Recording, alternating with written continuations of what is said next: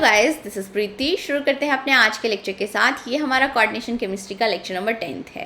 Previous lecture में हमने John Taylor distortion के बारे में डिटेल में पढ़ लिया था।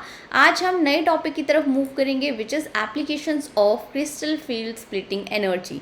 Crystal field splitting energy find out करने के लिए ऑक्टाहेड्रल कॉम्प्लेक्सेस में एंड टेट्राहेड्रल कॉम्प्लेक्सेस में हमने डिफरेंट फॉर्मूलेज देखे थे। अब क्रिस्टल फील्ड स्प्लिटिंग एनर्जी का क्या रोल है, क्या एप्लीकेशंस है, वो हम देखेंगे यहाँ पे। फर्स्ट आता है आपके पास स्ट्रक्चर ऑफ स्पाइनल। स्पाइनल्स क्या होते हैं? मिक्स्ड मेटल ऑक्साइड्स हैं। अगर इनका फॉर्मूला देखा जाए तो आपके पास ए कोई मेटल होगा, यहाँ पे B2 मेटल है और ये O4 ऑक्साइड्स हैं। ठीक है, अब इसके केस में आपको दो टाइप्स देखने को मिलेगी, एक normal spinal and inverse spinal. Normal spinal कौन सी है, इनवर्स स्पाइनल कौन सी है, ये हम कैसे पता लगा सकते हैं? Crystal field splitting energy find out करके पता लगा सकते हैं। नेक्स्ट एप्लीकेशन आती है हाइड्रेशन एनर्जी। हाइड्रेशन एनर्जी क्या होती है? अगर हम ट्रांजिशन मेटल कॉम्प्लेक्सेस की बात करें तो यहाँ पे ट्रांजिशन मेटल आयन ले रहे हैं, डाइवेलेंट आयन ले रहे हैं। ऑक्टाहेड्रल कॉम्प्लेक्सेस फॉर्म करने के लिए 6 वाटर मॉलिक्यूल की अटैचमेंट होगी। अब 6 वाटर मॉलिक्यूल की अटैचमेंट करने के बाद कितने अमाउंट ऑफ एनर्जी रिलीज हो रही है, उसको हाइड्रेशन एनर्जी बोलते हैं। हाइड्रेशन एनर्जी पर CFSE crystal field splitting energy का क्या इम्पैक्ट पड़ता है वो हम डिटेल में पढ़ेंगे। नेक्स्ट एप्लीकेशन आती है लैटिस एनर्जी। लैटिस एनर्जी क्या होती है? Amount of energy required to break one solid ionic crystal into its gaseous ions. ठीक है, सॉलिड आयनिक क्रिस्टल है, उसको आयंस में कन्वर्ट करना है, उसके लिए कितने अमाउंट ऑफ एनर्जी रिक्वायर्ड है, उसको हम लैटिस एनर्जी बोलेंगे। और इस लैटिस एनर्जी पे क्रिस्टल फील्ड स्प्लिटिंग एनर्जी का क्या इम्पैक्ट पड़ेगा वो भी हम डिटेल में पढ़ेंगे। फोर्थ आता है आपके पास एप्लीकेशन में आयनिक रेडियाई। अब हम फर्स्ट एप्लीकेशन के साथ शुरू करते हैं, स्ट्रक्चर ऑफ स्पाइनल। स्पाइनल मैंने आपको बता दिया, ये आपके पास AB2O4, ये आपके पास इस तरह के ऑक्साइड्स होंगे, मेटल ऑक्साइड्स होंगे। अब यहाँ पे A जो है ये डाइवेलेंट है, B2 जो है वो ट्राइवेलेंट होंगे। ठीक है, अगर A डाइवेलेंट मेटल आयन है तो इसके अंदर कौन कौन से मेटल आयन आ सकते हैं? ग्रुप 2 के मेटल आयन आ सकते हैं यहाँ पे, या फिर ट्रांजिशन मेटल आयन आ सकते हैं। ठीक है, और यहाँ पे जो B ट्राइवेलेंट मेटल आयन है तो इसके केस में ग्रुप 13 के मेटल आ सकते हैं, ग्रुप 13 के, या फिर ट्रांजिशन मेटल आ सकते हैं, ट्रांजिशन मेटल। एग्जाम्पल देख लो, एग्जाम्पल आ सकता है यहाँ पे NiAl2O4। ठीक है, या फिर एग्जाम्पल आ सकता है MgAl2O4, या फिर एग्जाम्पल आपके पास कुछ ऐसा हो सकता है Fe3O4। तो इसको आप कैसे लिख सकते हो? Fe, यहाँ पे ये डाइवेलेंट होगा एक Fe, एंड 2 Fe ट्राइवेलेंट होंगे, एंड आपके पास आ जाएगा यहाँ पे O4। ठीक है, अब स्पाइनल्स को दो कैटेगरीज में डिवाइड किया गया है, normal spinal and inverse spinal. Normal spinal में अगर हम फॉर्मूला देखें तो AB2O4 रहेगा, मिक्स्ड मेटल ऑक्साइड है। इनवर्स स्पाइन में भी फॉर्मूला AB2O4 ही रहेगा, ये भी आपके पास मिक्स्ड मेटल ऑक्साइड्स ही हैं। अब यहाँ पे डिफरेंस क्या आता है वो देखते हैं। A आपके पास डाइवेलेंट आयंस है, डाइवेलेंट मेटल आयंस है, यहाँ पे ये ट्राइवेलेंट मेटल आयन होंगे, 2B ट्राइवेलेंट मेटल आयन होंगे, ये आपके पास डाइवेलेंट आ गए, ये ट्राइवेलेंट आ गए। अब डिफरेंस क्या आता है? यहाँ पे ये जो ऑल डाइवेलेंट आयंस हैं ये ऑक्यूपाई करते हैं टेट्राहेड्रल साइट्स। ये क्या ऑक्यूपाई करेंगे? Tetrahedral sites. And all trivalent metal ion occupy करेंगे ऑक्टाहेड्रल साइट्स। ऑक्साइड फॉर्म करते हैं यहाँ पे या तो क्यूबिक क्लोज पैकिंग, या फिर यहाँ पे ये face centred cubic lattice form करते हैं। अगर इनवर्स स्पाइनल की बात करी जाए तो यहाँ पे सारे divalent metal ion and 50% of trivalent metal ion. अब यहाँ पे क्या है, ये 2B3 पॉजिटिव है, इनका 50% क्या होगा, B3 पॉजिटिव। ये ऑक्यूपाई करते हैं ऑक्टाहेड्रल साइट्स, ये क्या ऑक्यूपाई करेंगे, ऑक्टाहेड्रल साइट्स। एंड यहाँ पे जो 50% बचे हुए ट्राइवेलेंट आयन हैं, मतलब B यहाँ पे 2 होगा, इसका 50% होगा, B3 पॉजिटिव, इसको थोड़ा सा इरेज कर लेती हूँ, जो रिमेनिंग B3 पॉजिटिव हैं ये ऑक्यूपाई करेंगे टेट्राहेड्रल साइट्स, ठीक है। एंड ऑक्साइड यहाँ पे भी cubic close packed structure form करते हैं या फिर face centred cubic lattice form करेंगे। अब नेक्स्ट हम क्रिस्टल फील्ड स्प्लिटिंग एनर्जी की हेल्प से फाइंड आउट करेंगे कि कौन सा नॉर्मल स्पाइनल का एग्जाम्पल है और कौन सा इन्वर्स स्पाइनल का एग्जाम्पल है। यहाँ पे आपके पास AB2O4 कोई स्पाइनल दी हुई है। अब यहाँ पे हमें क्या पता है कि जितने भी ऑक्साइड आयंस हैं ये फेस सेंटर्ड क्यूबिक लैटिस की फॉर्मेशन कर रहे हैं। अगर फेस सेंटर्ड क्यूबिक लैटिस की फॉर्मेशन यहाँ पे हो रही है तो इसके केस में क्या होगा कि जितने भी मेटल आयंस टेट्राहेड्रल वॉइड्स में प्रेजेंट होंगे वो सराउंडेड बाय 4 ऑक्साइड आयन होंगे। अगर वो सराउंडेड बाय 4 ऑक्साइड आयन है मतलब यहाँ पे हमें टेट्राहेड्रल कॉम्प्लेक्सेस मिल जाएंगे, ठीक है। मेटल ऑक्साइड के साथ टेट्राहेड्रल कॉम्प्लेक्स की फॉर्मेशन कर रहा है और जितने भी मेटल आयंस ऑक्टाहेड्रल वॉइड्स में प्रेजेंट हैं, अब वहाँ पे क्या होगा, ये metal ions surrounded by 6 oxide ions होंगे जिसकी वजह से ऑक्टाहेड्रल कॉम्प्लेक्सेस मिल जाएंगे, ऑक्टाहेड्रल कॉम्प्लेक्सेस। अब यहाँ पे स्पाइनल में ऑक्टाहेड्रल कॉम्प्लेक्सेस भी मिल रहे हैं, टेट्राहेड्रल कॉम्प्लेक्सेस भी मिल रहे हैं, मतलब हम इनकी crystal field splitting energy easily find out कर सकते हैं, ठीक है। अब आपको कंडीशंस क्या देखनी होगी कि crystal field splitting energy octahedral voids के लिए ज़्यादा होनी चाहिए as compare to tetrahedral void. Octahedral voids में अब ऑक्टाहेड्रल कॉम्प्लेक्सेस की फॉर्मेशन हो रही है, टेट्राहेड्रल वॉइड्स में टेट्राहेड्रल कॉम्प्लेक्सेस की फॉर्मेशन हो रही है, तो ये कंडीशन अब आपको ध्यान में रखनी होगी, ठीक है। नॉर्मल स्पाइनल में मैंने आपको क्या बताया कि जितने भी डाइवेलेंट मेटल आयंस हैं वो टेट्राहेड्रल वॉइड्स में प्रेजेंट होते हैं और सारे trivalent metal ions octahedral voids में प्रेजेंट होते हैं। अब यहाँ पे देखो सबकी क्रिस्टल फील्ड स्प्लिटिंग एनर्जी आपको फाइंड आउट करने की ज़रूरत नहीं होती क्योंकि ऑप्शनल टाइप क्वेश्चन होता है और आपको टाइम सेव करना होता है। तो इसके लिए आप क्या करोगे, सबके केस में जितने भी एग्जाम्पल्स दिए होंगे सबके केस में क्या करो, A2 पॉजिटिव के लिए tetrahedral crystal field splitting energy find out करो and B3 positive trivalent ion के लिए octahedral crystal field splitting energy find out करो।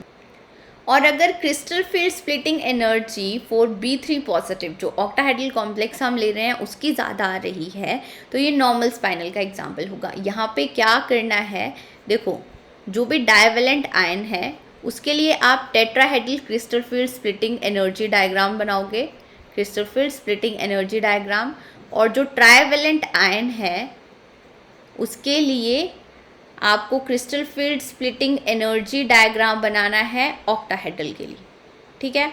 अब यहाँ से आप डेल्टा 4 टेट्राहेड्रल फाइंड आउट करोगे और उसको चेंज करोगे डेल्टा 4 ऑक्टाहेड्रल में और यहाँ से आप directly delta 4 octahedral find out कर लेते हैं।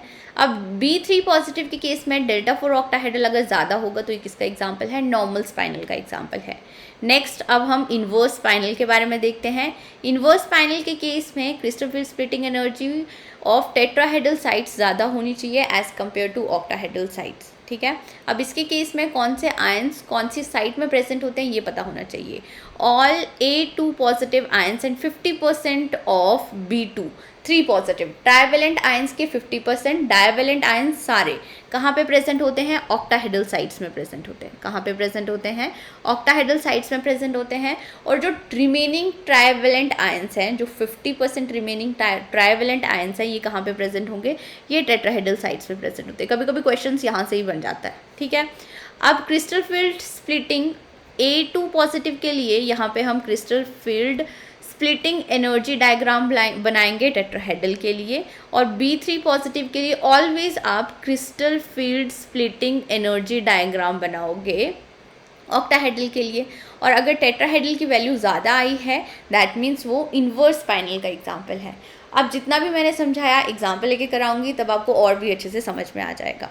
ठीक है, यहाँ पे हम स्पाइनल के साथ शुरू करते हैं। फर्स्ट आ गया आपके पास ये Fe3O4। Fe3O4 को आप कैसे लिख सकते हो, Fe जो एक होगा उसको डायवेलेंट लिखना है, Fe2 को हमें ट्राइवेलेंट लिखना है एंड यहाँ पे आ जाएगा ये O4। ठीक है, अब Fe2 पॉजिटिव के लिए हम यहाँ पे tetrahedral crystal field splitting energy diagram बनाएंगे। Fe3 पॉजिटिव के लिए हम octahedral crystal field splitting energy diagram बनाएंगे। बनाते हैं टेट्राहेड्रल के केस में। अब यहाँ पे E2 नीचे होंगे और सॉरी E नीचे होंगे एंड T2 ऊपर होंगे। Fe2 पॉजिटिव मतलब यहाँ पे हमें 6 इलेक्ट्रॉन्स फिल करने हैं, 3d6 इलेक्ट्रॉनिक कॉन्फ़िगरेशन होगी। अब ऑक्साइड के साथ वीक फील्ड लिगेंड है that means high spin complex की फॉर्मेशन होगी। हाई स्पिन और लो स्पिन वैसे तो हमें ऑक्टाहेड्रल कॉम्प्लेक्सेस में देखना है, टेट्राहेड्रल कॉम्प्लेक्सेस में तो ऑलवेज हाई स्पिन कॉम्प्लेक्स की फॉर्मेशन होगी। तो यहाँ पे 1 2 3 4 5 एंड ये 6। अब हम क्रिस्टल फील्ड स्प्लिटिंग एनर्जी यहाँ पे फॉर्मूला लगाते हैं। ये 2 ऑर्बिटल्स हैं तो यहाँ पे -0.6 इंटू 3 आ जाएगा, प्लस यहाँ पे 0.4 इंटू 3 ये आ गया आपके पास -1.8 प्लस 1.2 तो यहाँ पे आ जाएगा आपके पास -0.6। पर ये डेल्टा टी है। अब डेल्टा टी को चेंज करना पड़ेगा आपको डेल्टा फॉर ऑक्टाहेड्रल में। तो डेल्टा टी को डेल्टा फॉर ऑक्टाहेड्रल में कैसे चेंज करते हैं, 4/9 डेल्टा फॉर ऑक्टाहेड्रल, और इसको जब कैलकुलेट करोगे आप तो यहाँ पे -0.27 डेल्टा फॉर ऑक्टाहेड्रल आएगा। ठीक है, अब इसका केस देख लेते हैं। अब यहाँ पे ये भी ध्यान रखना कि 2 Fe3 पॉजिटिव आयंस है। तो इसके केस में अब ऑक्टाहेड्रल डायग्राम बनाना पड़ेगा। ऑक्टाहेड्रल कॉम्प्लेक्सेस के लिए crystal field splitting energy diagram बनाना पड़ेगा। ये हाई स्पिन होंगे तो यहाँ पे अब हमें 5 इलेक्ट्रॉन्स फिल करने हैं। तो 1 2 3 4 5। ठीक है, 5 इलेक्ट्रॉन्स फिल कर लिए। Crystal field splitting energy find out करेंगे। वैसे तो आपको डायरेक्टली पता हो जाना चाहिए कि 5 इलेक्ट्रॉन से तो 0 आएगी, फिर भी हम यहाँ पे फाइंड आउट कर लेते हैं -0. अब यहाँ पे 3 ऑर्बिटल्स हैं तो 3 के डबल 6 नहीं लिखना है, -0.4 इंटू 3 प्लस 2 इंटू 0.6 आ जाएगा यहाँ पे एंड -12 प्लस 12 ये 0 डेल्टा फॉर ऑक्टाहेड्रल आ गया। ठीक है, अब यहाँ पे 2 आयंस है चाहे 3 आयंस हो, यहाँ पे 0 ही आएगी। और नेगेटिव साइन यहाँ पे अब मैथमेटिक्स वाला रूल नहीं अप्लाई करना है। ठीक है, नेगेटिव साइन सिर्फ ये बता रहा है कि बेरिसेंटर के नीचे है या ऊपर है। यहाँ पे आपको सिर्फ ये 0.27 ही लेना है।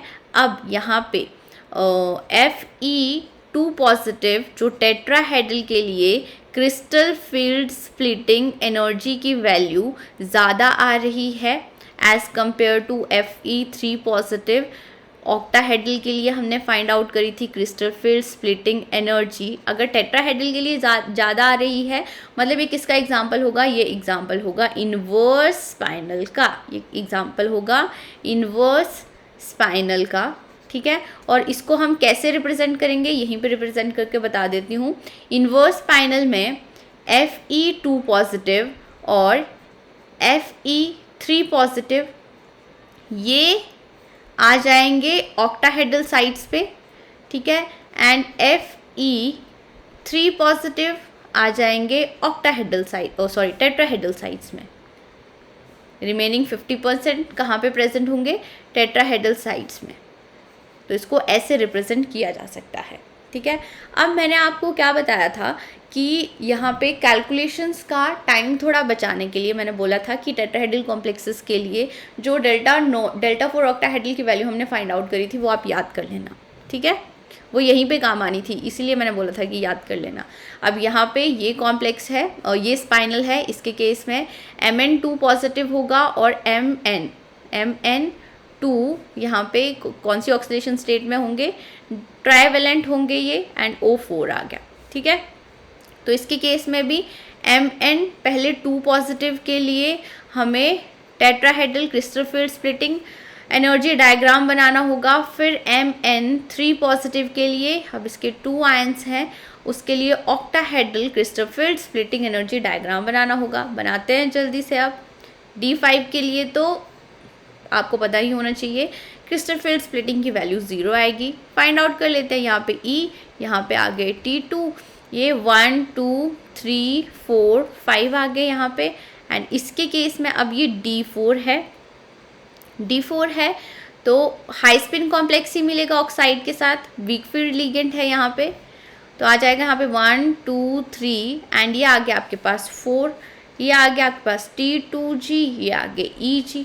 ठीक है, अब यहाँ पे क्रिस्टल फील्ड स्प्लिटिंग एनर्जी की वैल्यू फाइंड आउट करो, तो यहाँ पे आ जाएगा -0.6 इंटू 2 प्लस 0.4 इंटू 3, 12 आ रहा है, दैट मीन्स यहाँ पे 0 आ जाएगी। ठीक है, यहाँ पे देखो, अब यहाँ पे फाइंड आउट करते हैं क्रिस्टल फील्ड स्प्लिटिंग एनर्जी। अब देखो क्वेश्चन पेपर में आपको फाइंड आउट करने की जरूरत ही नहीं है, आपको पता चल गया डायरेक्टली कि डेल्टा 4 ऑक्टाहेड्रल की ज़्यादा आने वाली है। यहाँ पे 0 तो नहीं आएगी, ज़्यादा ही वैल्यू आएगी, मतलब ये नॉर्मल स्पाइनल का एग्जाम्पल है। ठीक है, स्टिल मैं यहाँ पे आपको करके बता देती हूँ। 0.4 इंटू यहाँ पे आ जाएगा अब 3 प्लस 0.6, यहाँ पे आ जाएगा -1.2 प्लस 0.6, तो ये आ गया आपके पास अब -0.6। अब ये 0.6 एक आयन के लिए है, 2 आयन के लिए क्या होगी -1.2 डेल्टा फॉर ऑक्टाहेड्रल। अब यहाँ पे क्रिस्टल फील्ड स्प्लिटिंग एनर्जी ज़्यादा आ रही है ऑक्टाहेड्रल के केस में as compare to tetrahedral, that means ये नॉर्मल स्पाइनल का एग्जाम्पल है।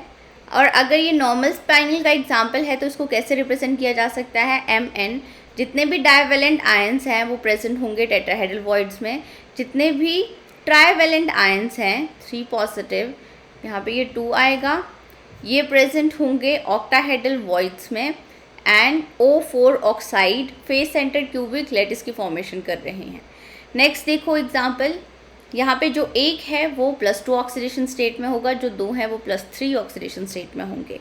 यहाँ पे निकल +2 ऑक्सीडेशन स्टेट में, निकल जो डाइवेलेंट होता है उसके लिए हम tetrahedral crystal field splitting energy diagram draw करते हैं, और ट्राइवेलेंट आयन के लिए octahedral crystal field splitting energy diagram draw करेंगे। अब इसके केस में इलेक्ट्रॉनिक कॉन्फ़िगरेशन आएगी D8। ठीक है, अब बार बार आपको कैलकुलेशंस करने की ज़रूरत नहीं है, इसके लिए आप ये चार्ट याद रखो, ये इजीली याद हो जाएगा। टेट्राहेड्रल के केस में डेल्टा टेट्राहेड्रल को डेल्टा ऑक्टाहेड्रल में चेंज कर दिया गया है। D1 इलेक्ट्रॉनिक कॉन्फ़िगरेशन के लिए वैल्यू होगी -0.27, D2 के लिए इसका डबल कर दो, D4 के लिए -0.18 होती है, और D3 के लिए इसका डबल कर दो। अब इसको आप याद कैसे कर सकते हो, D3 आ रहा है तो यहाँ पे -0.36 ईजिली आपको याद हो जाएगा, D4 -0.18 आ जाएगा, D5 के लिए 0 आती है।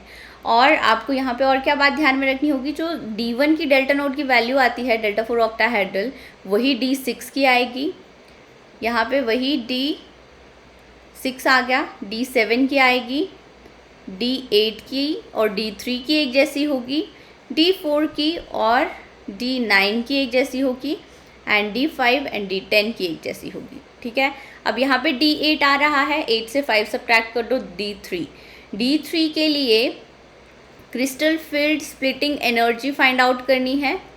टेट्राहेड्रल के केस में ये चार्ट आपको याद रखना है, ये आपका टाइम सेव करेगा। अगर आपके एग्ज़ाम में ऐसा क्वेश्चन आ गया है तो आप इससे 1-2 मिनट सेव कर सकते हो। ठीक है, तो यहाँ पे आ जाएगी D8 के लिए -0.36 delta for octahedral.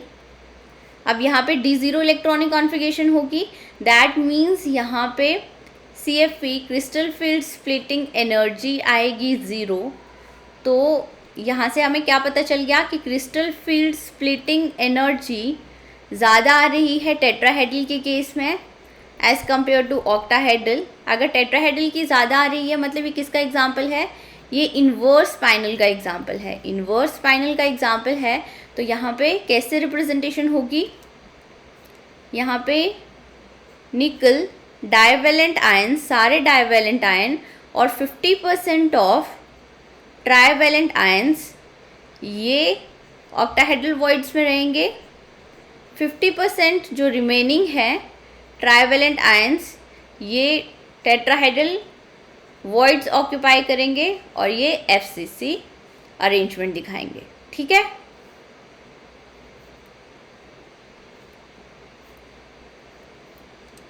Next example देख लेते हैं। यहाँ पे देखो divalent ion and trivalent ion different है। जहाँ पे divalent ion and trivalent ion different हो उनको रैंडम या फिर डिफेक्टेड स्पाइनल भी बोला जाता है। नॉर्मल लगेगा, ये इन्वर्स लगेगा, ये हम फाइंड आउट करते हैं। ठीक है, Fe 2 पॉजिटिव टेट्राहेड्रल के लिए यहाँ पे crystal field splitting energy find out करेंगे। इलेक्ट्रॉनिक कॉन्फ़िगरेशन आएगी D6 और D6 के लिए क्रिस्टल फील्ड स्प्लिटिंग एनर्जी अब आपको याद हो जानी चाहिए, D1 की और D6 की एक जैसी होगी, -0.27 डेल्टा फॉर ऑक्टाहेड्रल यहाँ पे आ जाएगा। और यहाँ पे देखो ये है Cr3 positive, Cr3 positive, 2 Cr3 positive होंगे। ये D3 इलेक्ट्रॉनिक कॉन्फ़िगरेशन आएगी। D3 इलेक्ट्रॉनिक कॉन्फ़िगरेशन में T2G ऑर्बिटल्स में ही इलेक्ट्रॉन्स होंगे 1 2 3। तो यहाँ पे क्रिस्टल फील्ड स्प्लिटिंग एनर्जी आ जाएगी -0.4 × 3 which is equal to -1.2 delta for octahedral. ये एक के लिए आ रही है, 2 आयंस के लिए 2 × -1.2 which is equal to -2.4 delta for octahedral. इसके केस में भी डेल्टा फॉर ऑक्टाहेड्रल ज़्यादा है। यहाँ पे crystal field splitting energy for octahedral greater than tetrahedral है। ठीक है, दैट मीन्स ये किसका एग्जाम्पल है, ये नॉर्मल स्पाइनल का एग्जाम्पल है। ये किसका एग्जाम्पल है, नॉर्मल स्पाइनल का एग्जाम्पल है। तो इसके आगे कभी कभी रैंडम या डिफेक्टेड नॉर्मल स्पाइनल भी लिखा जा सकता है। ठीक है, नेक्स्ट एग्जाम्पल देख लेते हैं। यहाँ पे हमें बताना है कि कौन सी इन्वर्स स्पाइनल है, कौन सी नॉर्मल स्पाइनल है। तो ये आगे आपके पास Ni2 पॉजिटिव होगा, जो एक है वो डाइवेलेंट, जो 2 है वो ट्राइवेलेंट। यहाँ पे आपके पास Ga2 Ga3 पॉजिटिव आ गया। ठीक है, यहाँ पे इलेक्ट्रॉनिक कॉन्फ़िगरेशन आ जाएगी D8। D8 किसके जैसे होगी, D3 के जैसे होगी। ठीक है, तो यहाँ पे crystal field splitting energy D3 के लिए आप कैसे लिखो, याद रखते हो कि यहाँ पे -0.3 है तो 3 ही आएगा, 0.3 और इसका डबल कर लो 0.36 डेल्टा फॉर ऑक्टाहेड्रल। ठीक है, ये आ गया आपके पास क्रिस्टल फील्ड स्प्लिटिंग एनर्जी। और गैलियम की केस में D0 इलेक्ट्रॉनिक कॉन्फ़िगरेशन, मतलब यहाँ पे क्रिस्टल फील्ड स्प्लिटिंग एनर्जी 0 होगी।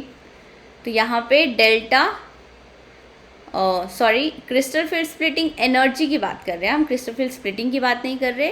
क्रिस्टल फील्ड स्प्लिटिंग एनर्जी किसकी ज़्यादा है, टेट्राहेड्रल की ज़्यादा है। ये हमने टेट्राहेड्रल के लिए यहाँ पे CFSC निकाली है, यहाँ पे ऑक्टाहेड्रल के लिए निकालेंगे।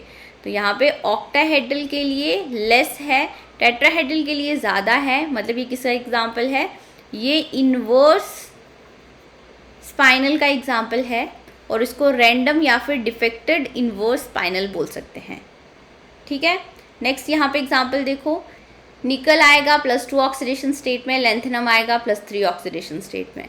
निकल +2 ऑक्सीडेशन स्टेट में 3D8 इलेक्ट्रॉनिक कॉन्फ़िगरेशन होगी। D8 की क्रिस्टल फील्ड स्प्लिटिंग एनर्जी 8 से 5 सब्ट्रैक्ट कर दो, D3 के जैसी होगी। ठीक है, और crystal field splitting energy D3 के लिए यहाँ पे -3 है तो 0.3 का डबल 6 डेल्टा फॉर ऑक्टाहेड्रल आ जाएगा। लेंथेनम यहाँ पे +3 ऑक्सीडेशन स्टेट में है, F0 D0 इलेक्ट्रॉनिक कॉन्फ़िगरेशन आ जाएगी। यहाँ पे D0 के लिए अब क्रिस्टल फील्ड स्प्लिटिंग एनर्जी की वैल्यू आएगी 0। दैट मीन्स यहाँ पे crystal field splitting energy tetrahedral के लिए ज़्यादा है एज़ कम्पेयर टू ऑक्टाहेड्रल। मतलब ये भी किसका एग्जाम्पल है, इन्वर्स स्पाइनल का ही एग्जाम्पल है, इन्वर्स स्पाइनल का एग्जाम्पल है। ठीक है, और इसको रिप्रेजेंट कैसे करेंगे, यहाँ पे Ni2 पॉजिटिव, जितने भी डाइवेलेंट आयंस हैं, प्लस 50% ऑफ ट्राइवेलेंट आयंस ये ऑक्टाहेड्रल साइट्स ऑक्यूपाई करेंगे। 50% ऑफ रिमेनिंग ट्राइवेलेंट आयंस ये टेट्राहेड्रल साइट्स ऑक्यूपाई करेंगे, O4 आ जाएगा। ठीक है, बार बार मैं एग्जांपल्स इसलिए ले रही हूँ कि मेरी खुद की प्रैक्टिस ना हो। आप यहाँ पे जैसे जैसे मैं कर रही हूँ, आप अपनी नोटबुक में सिर्फ देख के मत लिखो, उसको खुद से ट्राई करो और देखो कि करेक्ट जा रहा है या नहीं जा रहा है। हर टाइप के एग्जांपल्स मैंने यहाँ पे लिए हुए हैं, जितने भी आपकी रेफरेंस बुक में एग्जांपल्स हैं वो मैंने सारे ही लिए हुए हैं। ठीक है, अब यहाँ पे देखो इसको कैसे लिख सकते हो, CO2 O4, 2 positive 3 positive, CO2 positive, D7 electronic configuration 3D7, और यहाँ पे CO3 पॉजिटिव होगा। इसके लिए हमने octahedral crystal field splitting energy diagram draw करना है, इसके लिए टेट्राहेड्रल। ठीक है, अब डायग्राम ड्रॉ करके देख लेते हैं। अगर आपको वैल्यूज़ याद नहीं है, यहाँ पे E आ जाएगा, यहाँ पे T2 आ जाएगा। 7 इलेक्ट्रॉन्स फिल करने हैं, 1 2 3 4 5 6 7 आ गए। ठीक है, उसके बाद वैल्यू आप इजीली फाइंड आउट कर सकते हो। यहाँ पे क्रिस्टल फील्ड स्प्लिटिंग एनर्जी की वैल्यू कैसे फाइंड आउट करोगे, -0.6 into 4 plus 0.4 into 3, delta 4 tetrahedral आ जाएगा। यहाँ पे ये 4 6 का 24 -2.4 प्लस 1.2 डेल्टा 4 टेट्राहेड्रल -1.2 इंटू ये डेल्टा T आ रहा है, तो 4/9 डेल्टा O लिख लोगे। ठीक है, अब और आप कैसे लिख सकते हो, D7 7 से 5 सब्ट्रैक्ट करो, D2 आ जाएगा। D2 एंड D7 के लिए एक जैसी वैल्यू आएगी क्रिस्टल फील्ड स्प्लिटिंग एनर्जी की, तो यहाँ पे वैल्यू क्या आ जाएगी, -0.54 डेल्टा फॉर ऑक्टाहेड्रल आ जाएगा। ठीक है, अब इसके केस में यहाँ पे गलती होने के चांसेस होते हैं। अब क्या चांसेस होते हैं, कोबाल्ट +3 ऑक्सीडेशन स्टेट में ऑक्साइड वीक फील्ड लिगेंड है स्टिल, ये मैंने एक्सेप्शनल केस बताया था, कोबाल्ट +3 ऑक्सीडेशन स्टेट में वाटर के साथ एंड ऑक्साइड के साथ लो स्पिन कॉम्प्लेक्स की फॉर्मेशन करता है। ठीक है, वीक लिगेंड के होने के बावजूद भी ये लो स्पिन कॉम्प्लेक्स की फॉर्मेशन करेगा। तो यहाँ पे अब इलेक्ट्रॉनिक कॉन्फ़िगरेशन लिख लो, D6 इलेक्ट्रॉनिक कॉन्फ़िगरेशन आएगी, D6 6 इलेक्ट्रॉन्स T2G ऑर्बिटल्स में ही फिल होंगे, T2G EG। तो यहाँ पे क्रिस्टल फील्ड स्प्लिटिंग एनर्जी की value -0.4 into 6 which is equal to -2.4 आ जाएगी एक के लिए। यहाँ पे 2 के लिए मल्टीप्लाई 2 करना पड़ेगा, मतलब ऑक्टाहेड्रल की वैल्यू अब ज़्यादा आ रही है। यहाँ पे क्या हो रहा है, crystal field splitting energy for octahedral ज़्यादा आ रही है as compare to tetrahedral. That means ये नॉर्मल स्पाइनल का एग्जाम्पल है, नॉर्मल स्पाइनल का एग्जाम्पल है। और इसको रिप्रेजेंट कैसे करेंगे, CO2 positive tetrahedral voids occupy करेंगे, CO3 positive octahedral voids occupy करेंगे, O4 FCC फॉर्म करेंगे। ठीक है, नेक्स्ट एग्जाम्पल ले लेते हैं। इसके केस में ये +2 ऑक्सीडेशन स्टेट में, +3 ऑक्सीडेशन स्टेट में, क्रोमियम +2 ऑक्सीडेशन स्टेट में यहाँ पे टेट्राहेड्रल के लिए crystal field energy splitting energy diagram draw करना है। तो इसके केस में कितनी इलेक्ट्रॉनिक कॉन्फ़िगरेशन होगी, D4 इलेक्ट्रॉनिक कॉन्फ़िगरेशन है। अब D4 के लिए वैल्यू आती है -0.18 -0.36 का हाफ कर दो डेल्टा फॉर ऑक्टाहेड्रल, एंड यहाँ पे आ जाएगा आपके पास Fe3 पॉजिटिव 2 3 पॉजिटिव हैं। ऑक्टाहेड्रल ज्योमेट्री देखो आप, यहाँ पे 3D5 इलेक्ट्रॉनिक कॉन्फ़िगरेशन होगी। D5 के लिए crystal field splitting energy value कितनी आएगी, 0 आएगी। Crystal field splitting energy high spin है तो यहाँ पे 0 आएगी, मतलब यहाँ पे क्रिस्टल फील्ड स्प्लिटिंग एनर्जी किसकी ज़्यादा आ रही है, टेट्राहेड्रल की ज़्यादा आ रही है एज़ कम्पेयर टू ऑक्टाहेड्रल। तो ये इन्वर्स स्पाइनल का एग्जाम्पल है, इन्वर्स स्पाइनल का एग्जाम्पल है। नेक्स्ट एग्जाम्पल देख लेते हैं। यहाँ पे हमें बताना है कौन सा नॉर्मल स्पाइनल है, कौन सा इन्वर्स स्पाइनल है। +2 +3 में जाएगा ये, कॉपर +2 ऑक्सीडेशन स्टेट में, D9 इलेक्ट्रॉनिक कॉन्फ़िगरेशन। टेट्राहेड्रल के लिए crystal field splitting energy find out करेंगे यहाँ पे Cr +3 ऑक्सीडेशन स्टेट में, ठीक है। तो यहाँ पे ऑक्टाहेड्रल के लिए फाइंड आउट करेंगे हम। D9 किसकी जैसी होगी, 5 माइनस कर दो, 5 माइनस किए तो D4, D9 एंड D4 की क्रिस्टल फील्ड स्प्लिटिंग एनर्जी एक जैसी होगी। यहाँ पे क्रिस्टल फील्ड स्प्लिटिंग एनर्जी आ जाएगी -0.18, -0.36 का half, delta for octahedral. Cr3 positive है, Cr3 पॉजिटिव के केस में D3 इलेक्ट्रॉनिक कॉन्फ़िगरेशन होगी और T2 ऑर्बिटल्स में ही 3 इलेक्ट्रॉन्स होंगे।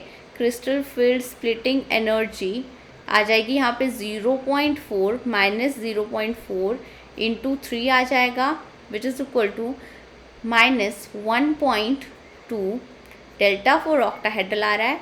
तो यहाँ पे 2 से मल्टीप्लाई करेंगे तो और ज़्यादा आएगी, ठीक है। दैट मीन्स यहाँ पे क्रिस्टल फील्ड स्प्लिटिंग एनर्जी किसकी ज़्यादा है, ऑक्टाहेड्रल की ज़्यादा है, ऑक्टाहेड्रल की ज़्यादा है एज़ कम्पेयर टू टेट्राहेड्रल। तो ये नॉर्मल स्पाइनल का एग्जाम्पल है। ये किसका एग्जाम्पल है, नॉर्मल स्पाइनल का एग्जाम्पल है, ठीक है। नेक्स्ट एग्जाम्पल देख लो। +2 ऑक्सीडेशन स्टेट में, +3 ऑक्सीडेशन स्टेट में, निकल +2 ऑक्सीडेशन स्टेट में, D8 इलेक्ट्रॉनिक कॉन्फ़िगरेशन। टेट्राहेड्रल के लिए अब D8 एंड D3 एक जैसे होंगे, तो क्रिस्टल फील्ड स्प्लिटिंग एनर्जी यहाँ पे D3 मतलब 0.3 का 6 माइनस आ गई डेल्टा फॉर ऑक्टाहेड्रल, और Cr3 पॉजिटिव 2 है यहाँ पे। ऑक्टाहेड्रल के लिए देखो, अब ये ऑलरेडी फाइंड आउट करी है हमने, क्रिस्टल फील्ड स्प्लिटिंग एनर्जी आ जाएगी -1.2 डेल्टा फॉर ऑक्टाहेड्रल। 2 के लिए हम 2 से मल्टीप्लाई करेंगे, 2 आयंस है यहाँ पे, तो -2.4 डेल्टा फॉर ऑक्टाहेड्रल। अगेन यहाँ पे ऑक्टाहेड्रल की ही ज़्यादा आ रही है crystal field splitting energy, octahedral की ज़्यादा आ रही है टेट्राहेड्रल से। तो ये भी किसका एग्जाम्पल है, ये भी नॉर्मल स्पाइनल का एग्जाम्पल है। ये भी किसका एग्जाम्पल है, नॉर्मल स्पाइनल का। अब नेक्स्ट ये 2 एग्जाम्पल्स हैं, ये आप खुद से कर सकते हो। क्रिस्टल फील्ड स्प्लिटिंग एनर्जी की हेल्प से हमने फाइंड आउट कर लिया कि कौन से नॉर्मल स्पाइनल है, कौन से इन्वर्स स्पाइनल है। बट अगर crystal field splitting energy octahedral and tetrahedral के लिए सेम आ रही है, तो उसके केस में हम कैसे आइडेंटिफाई करेंगे, उसके केस में ऑक्यूपेशनल फैक्टर की हेल्प से फाइंड आउट करते हैं। अगर ऑक्यूपेशनल फैक्टर की वैल्यू इज इक्वल टू 0 है तो नॉर्मल स्पाइनल होगा, और अगर ग्रेटर देन 0 है तो इन्वर्स स्पाइनल होगा, ठीक है। यहाँ पे देखो, यहाँ पे ये +2 ऑक्सीडेशन स्टेट में आएगा, +3 ऑक्सीडेशन स्टेट में आएगा।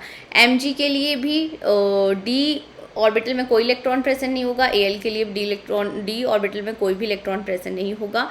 तो दोनों के केस में, Mg2 पॉजिटिव के केस में भी और Al3 पॉजिटिव के केस में, क्रिस्टल फील्ड स्प्लिटिंग एनर्जी की वैल्यू यहाँ पे 0 आएगी। इसकी केस में भी 0 आएगी। तो यहाँ पे हम कैसे आइडेंटिफाई करेंगे, यहाँ पे ऑक्यूपेशनल फैक्टर की हेल्प से आइडेंटिफाई करते हैं कि ये नॉर्मल स्पाइनल है या फिर इन्वर्स स्पाइनल है। इसके केस में ऑक्यूपेशनल फैक्टर की वैल्यू आती है 0, ठीक है। तो ये नॉर्मल स्पाइनल का एग्जाम्पल होगा। ये किसका एग्जाम्पल होगा, नॉर्मल स्पाइनल का, नॉर्मल स्पाइनल का, ठीक है। यहाँ पे अब देखें, ये +2 ऑक्सीडेशन स्टेट में आएगा, ये +3 ऑक्सीडेशन स्टेट में आएगा। Zn +2 ऑक्सीडेशन स्टेट में मतलब 3D10 इलेक्ट्रॉनिक कॉन्फ़िगरेशन होगी। D10 के लिए अगर हम टेट्राहेड्रल की बात करें या ऑक्टाहेड्रल की बात करें, यहाँ पे क्रिस्टल फील्ड स्प्लिटिंग एनर्जी आएगी 0।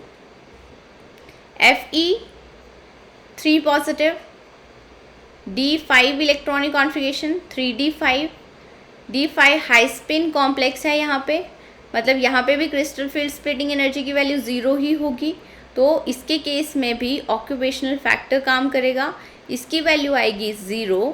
और ये भी नॉर्मल स्पाइनल का एग्जाम्पल है, ये भी किसका एग्जाम्पल है, नॉर्मल स्पाइनल का।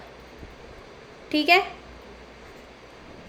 अब इन दो एग्जाम्पल्स को याद कर लेना, MnFe2O4, MgFe2O4, Mn 2 positive, D5 electronic configuration, tetrahedral के लिए क्रिस्टल फील्ड स्प्लिटिंग एनर्जी की वैल्यू 0 आएगी, Fe3 positive, again D5 electronic configuration, high spin complex होगा, ऑक्टाहेड्रल है, तो यहाँ पे भी क्रिस्टल फील्ड स्प्लिटिंग एनर्जी की वैल्यू 0 ही आएगी। लाइकवाइज Mg2 पॉजिटिव, यहाँ पे भी क्रिस्टल फील्ड स्प्लिटिंग एनर्जी की वैल्यू 0 आएगी, Fe3 पॉजिटिव ऑक्टाहेड्रल, यहाँ पे भी क्रिस्टल फील्ड स्प्लिटिंग एनर्जी की वैल्यू 0 आएगी। बट यहाँ पे occupational factor is not equal to 0 आता है। ठीक है, इसके केस में भी occupational factor not equal to 0 आता है। तो ये दो एग्जांपल्स आप ध्यान में रख लेना, दोनों ही एग्जांपल्स आपके रेफरेंस बुक में दिए हुए हैं। ठीक है, ये दोनों ही एग्जाम्पल आपके रेफरेंस बुक में दिए हुए हैं। इसके केस में ऑक्यूपेशनल फैक्टर की वैल्यू आती है 0.5, दैट मीन्स ये इन्वर्स स्पाइनल के एग्जाम्पल हैं। ये किसके एग्जाम्पल है, इन्वर्स स्पाइनल के। ध्यान में रख लेना इनको बस, इन्वर्स ईजिली याद हो जाएंगे, M से Mn, M से Mg और आयरन के साथ है स्पाइनल। अब नेक्स्ट ये ऑक्यूपेशनल फैक्टर के विद रिस्पेक्ट चार्ट है। ऑक्यूपेशनल फैक्टर्स की वैल्यू दी हुई है डिफरेंट स्पाइनल्स के लिए। ये ट्राइवेलेंट आयंस हैं, ये डाइवेलेंट आयंस है। इस चार्ट को याद करने की बिल्कुल भी जरूरत नहीं है, ये सिर्फ आपके रिवीजन पर्पस के लिए है। यहाँ से आप कोई भी स्पाइनल फॉर्म कर सकते हो और crystal field energy, crystal field splitting energy की हेल्प से फाइंड आउट करो कि नॉर्मल स्पाइनल है या इन्वर्स स्पाइनल है, उसके बाद टैली करो। सिर्फ आप रिवीजन पर्पस के लिए ये चार्ट यूज़ कर सकते हो। और इस चार्ट को अगर आप अच्छे से ऑब्जर्व करोगे ना, तो यहाँ पे देखो आयरन, ट्राइवेलेंट आयन, अगर आपके पास आयरन है तो मोस्ट ऑफ द केसेस आपको इन्वर्स स्पाइनल ही देखने को मिल रही है। ऑक्यूपेशनल फैक्टर ग्रेटर देन 0 मतलब इन्वर्स स्पाइनल है। ये भी इन्वर्स स्पाइनल है, कॉपर के साथ भी इन्वर्स स्पाइनल है, सिर्फ जिंक के साथ आपको ये नॉर्मल स्पाइनल देखने को मिलेगी। बाकी सबके केस में इन्वर्स स्पाइनल ही देखने को मिल रही है। ठीक है, डैश मतलब इसकी वैल्यूज़ फाइंड आउट नहीं करी गई हैं। अब नेक्स्ट हम हाइड्रेशन एनर्जी की तरफ चलते हैं, नेक्स्ट एप्लीकेशन की तरफ चलते हैं। हाइड्रेशन क्या है, एक्वस सॉल्यूशन में metal ion surrounded by water molecule, उसी को हाइड्रेशन बोलते हैं। और इस प्रोसेस में अमाउंट ऑफ एनर्जी जो रिलीज होती है उसको हाइड्रेशन एनर्जी बोला जाता है। यहाँ पे एग्जांपल के लिए देख लो, कोई मेटल कैटायन है, 6 वाटर मॉलिक्यूल्स दिए हुए हैं, यहाँ पे ऑक्टाहेड्रल कॉम्प्लेक्सेस की फॉर्मेशन हो रही है और इस प्रोसेस में जो एनर्जी रिलीज होगी उसको हाइड्रेशन एनर्जी बोला जाता है। अगर हम जर्नल प्रोसेस देखें तो हाइड्रेशन एनर्जी डायरेक्टली प्रोपोर्शन होती है जी इफेक्टिव के, इफेक्टिव न्यूक्लियर चार्ज के, और इन्वर्सली प्रोपोर्शन होती है एटॉमिक रेडियाई के। ऐसा क्यों होता है, जितना स्मॉल साइज होगा उतने ही वाटर मॉलिक्यूल्स, मेटल आयन का जितना स्मॉल साइज होगा वाटर मॉलिक्यूल्स उतने ही क्लोजर होंगे और उतने ही अमाउंट ऑफ एनर्जी रिलीज होती है। बट ट्रांजिशन मेटल आयन्स के केस में जो ऑक्टाहेड्रल कॉम्प्लेक्सेस की फॉर्मेशन होती है, यहाँ पे बेसिकली बात हो रही है ट्रांजिशन मेटल डाइवेलेंट आयन्स की। ठीक है, यहाँ पे जो ऑक्टाहेड्रल कॉम्प्लेक्सेस की फॉर्मेशन होती है, इसके केस में जो एक्सपेरिमेंटल हाइड्रेशन एनर्जी की वैल्यू वेरी करती है। ठीक है, ट्रांजिशन मेटल आयन के केस में अब क्रिस्टल फील्ड स्प्लिटिंग एनर्जी के ऊपर हाइड्रेशन एनर्जी की वैल्यू डिपेंड करती है।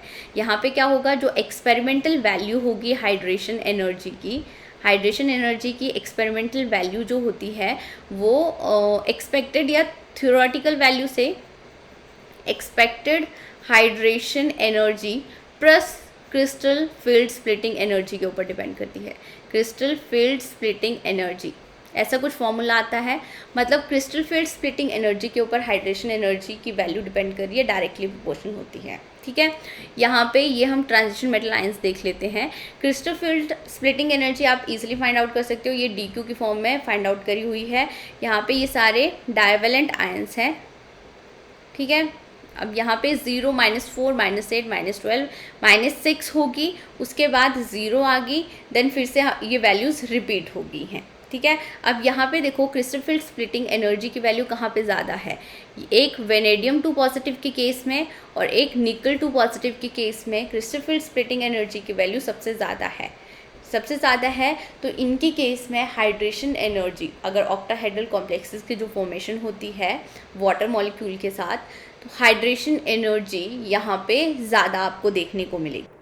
डाइवैलेंट मेटल आयंस वाटर के साथ हाई स्पिन कॉम्प्लेक्सेस की फॉर्मेशन करेंगी और ऑक्टाहेड्रल कॉम्प्लेक्सेस के केस में आप crystal field splitting energy easily find out कर सकते हैं। अब यहाँ पे हम क्या एक्सपेक्ट कर रहे हैं कि निकल 2 पॉजिटिव के केस में और वेनेडियम के 2 पॉजिटिव के केस में highest crystal field splitting energy मिल रही है, तो हाईएस्ट हाइड्रेशन एनर्जी भी मिलेगी, बट ऐसा नहीं होता है। अगर हम कॉपर 2 पॉजिटिव का कॉम्प्लेक्स ले, ऑक्टाहेड्रल कॉम्प्लेक्सेस की हम बात कर रहे हैं यहाँ पे, इसके केस में देखो D9 इलेक्ट्रॉनिक कॉन्फ़िगरेशन होगी। अगर D9 इलेक्ट्रॉनिक कॉन्फ़िगरेशन है तो ये जॉन टेलर डिस्टॉर्शन शो करेगा, यहाँ पे क्रिस्टल फील्ड स्प्लिटिंग एनर्जी की वैल्यू इंक्रीज हो जाएगी, इसलिए यहाँ पे हाईएस्ट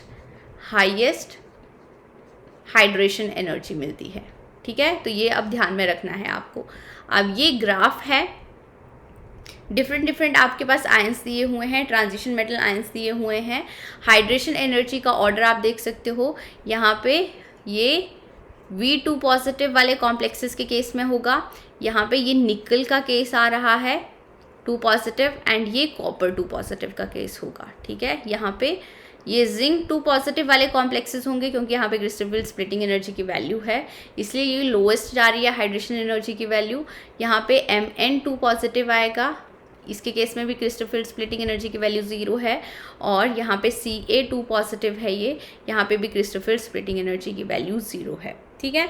तो क्वेश्चन कैसे पूछा जाएगा, arrange increasing order of hydration energy.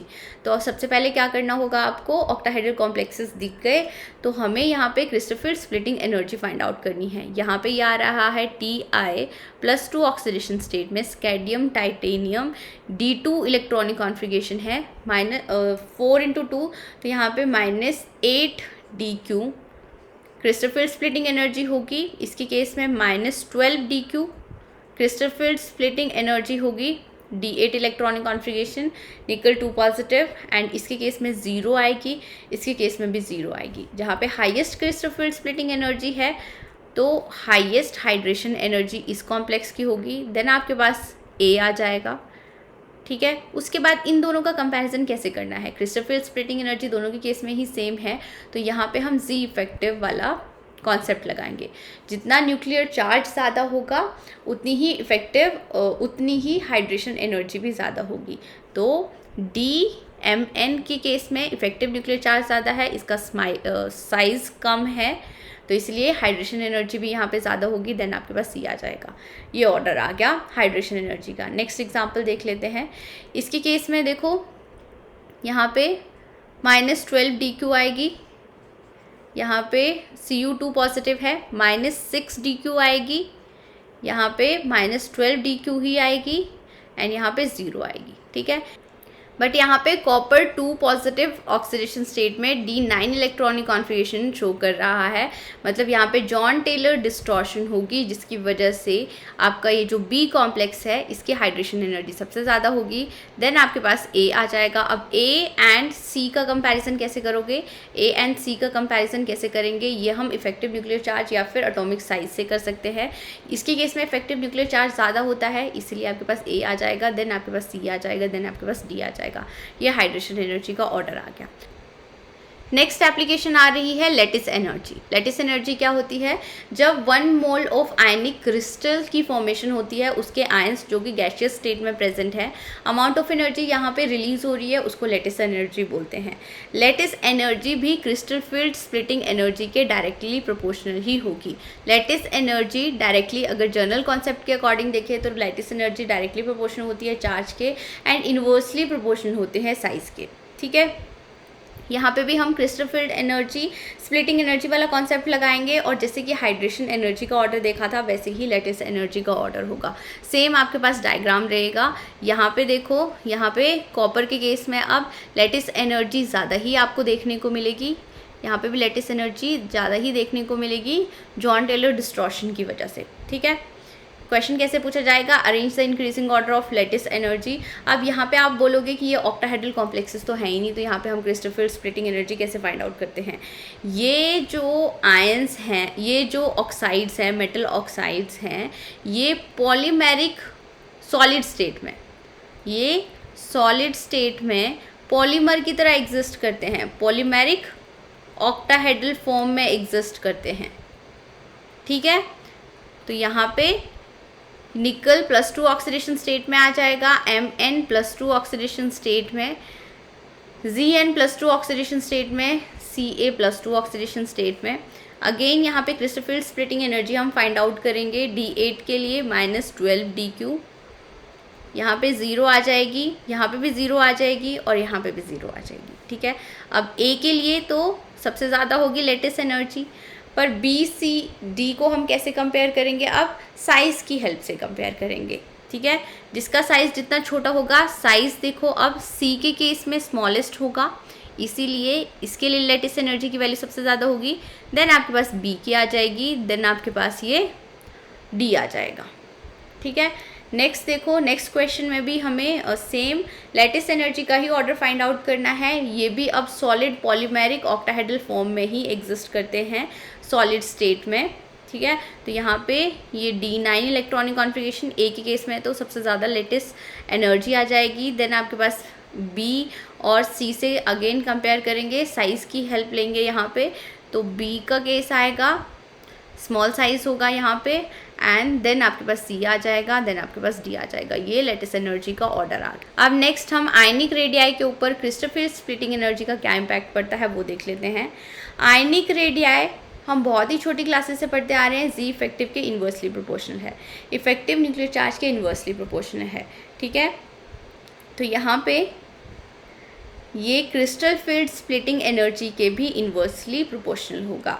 ये अब हम डायग्राम देख सकते हैं, ग्राफ देख सकते हैं। यहाँ पे क्रिस्टल फील्ड स्प्लिटिंग एनर्जी की वैल्यू जहाँ पे इक्वल आएगी वहाँ पे हम जी इफेक्टिव वाला कॉन्सेप्ट लगाएंगे, और जहाँ पे क्रिस्टल फील्ड स्प्लिटिंग एनर्जी की वैल्यू इंक्रीज हो रही है, आयनिक रेडियाई डिक्रीज होगा। अब आयनिक रेडियाई लो स्पिन कॉम्प्लेक्सेस के केस में भी पूछा जा सकता है, हाई स्पिन कॉम्प्लेक्सेस के केस में भी पूछा जा सकता है।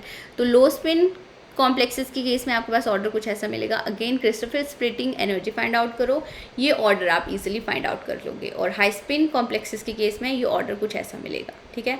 अगर हमें इन तीनों का कंपैरिजन करना है तो Zn2 पॉजिटिव के केस में इफेक्टिव न्यूक्लियर चार्ज सबसे ज़्यादा होगा, इसलिए इसका आयनिक रेडियाई कम होगा। देन आपके पास Mn2 पॉजिटिव आ जाएगा, देन आपके पास Ca2 पॉजिटिव आ जाएगा। सो यहाँ पे हमारा क्रिस्टल फील्ड थ्योरी वाला पार्ट ख़त्म होता है। ये मैंने crystal field splitting for different geometries के लिए हाउसक्राफ्ट से स्क्रीनशॉट लिया हुआ है। इससे आप इजीली कंपैरिजन कर सकते हो डिफरेंट ज्योमेट्रीज के लिए crystal field splitting diagrams. I hope आपको लेक्चर अच्छा लगा हो। Do share, subscribe and like my channel. Thank you guys.